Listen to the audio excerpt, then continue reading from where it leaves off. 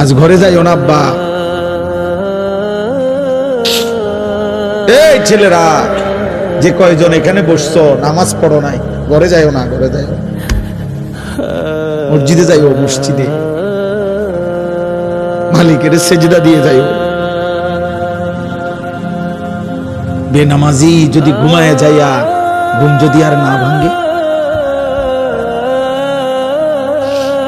রাত যদি আর ভোর না হয়, এই পৃথিবীর বাস্তবতা এটা।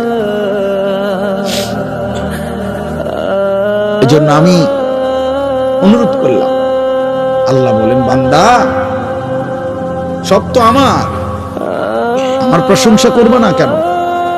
রব্বিল আলামিন, আমি তো জগৎ সমূহের পালন কর্তা, আমি শুধু সৃষ্টিকর্তা না যে বানাইয়া ছেড়ে দিছি। কোম্পানি আর জানে না তার মাল কোথায় গেছে।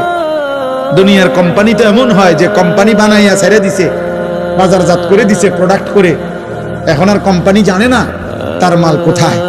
রব বলেন না, আমি এমন মালিক না, আমি রব।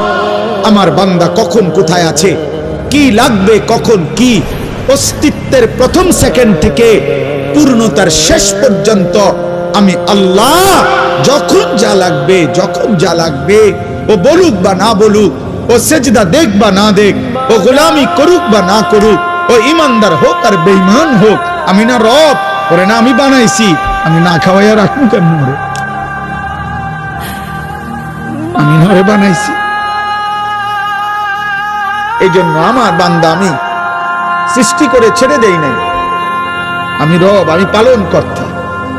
প্রতি সেকেন্ড আমি খাওয়াই, প্রতি মুহূর্ত আমি পড়াই, প্রতিটা নিঃশ্বাস আমি নিতে দেই, হার্টের প্রতিটা স্পন্দন আমার অনুমতিতে চলে।